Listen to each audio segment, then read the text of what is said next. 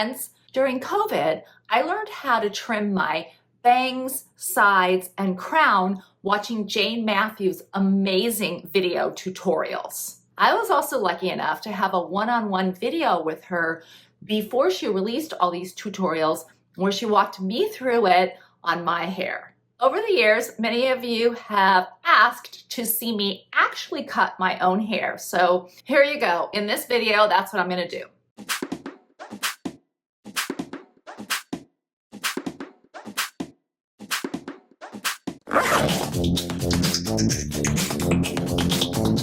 Welcome to the Dress Up Mom. If you're already a subscriber, thank you and I love you. If you haven't subscribed, please do and tap the bell for notifications. I consider myself extremely fortunate that I get to have an annual cut with Jayne. She is so incredibly good at what she does and the coolest lady around. It is always a really special day for me, and I really look forward to it. I travel from San Diego to LA, usually make a weekend out of it with my husband, and it's really one of my little pleasures in the year. Her cuts do grow out really, really well, but after about 4 months, I do find that I need to trim up my bangs, sides, and crown just to keep it looking the way I want it to look.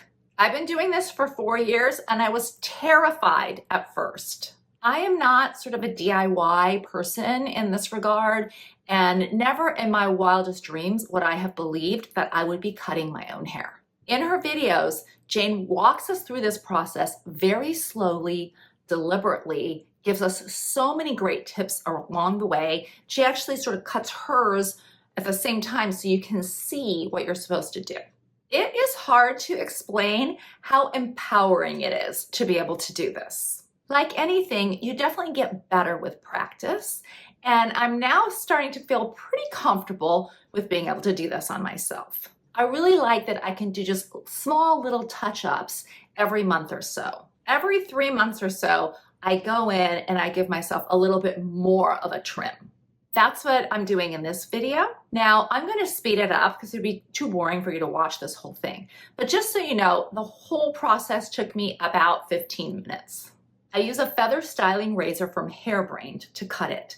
I also like to change out the blades often so the razor just glides through my hair. I've been cleansing my hair with New Wash from Hairstory for about 5 years. I honestly can't imagine using anything else at this point. I also use their Undressed spray and hair balm when I am styling it and letting it just air dry. I like to cut it right after I cleanse it, so here we go.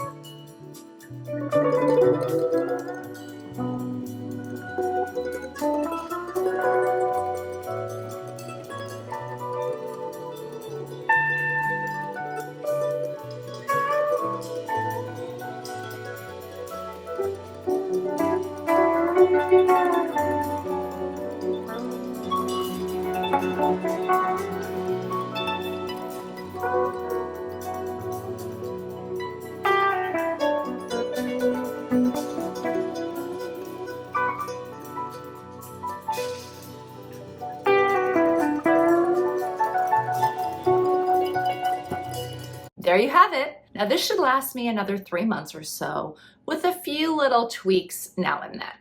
Believe it or not, one of the hardest things is to stop cutting. The temptation when your hair is dry is to get in there, fix one little thing here, another little thing here. Before you know it, you have done way too much. Try not to do this. It is meant to be perfectly imperfect. When I first started this process, I would hand my razor over to my husband so that he could hide it and not give it to me for about a week. I don't have to do that anymore, but it is still a little tempting. I wait for at least like 3-4 days to a week to make a few modifications if I feel like I need it. This time I did make my side bits just a little bit shorter after about a week, and I cut a little bit of bulk on this side, but other than that, it was fine, and I just leave it.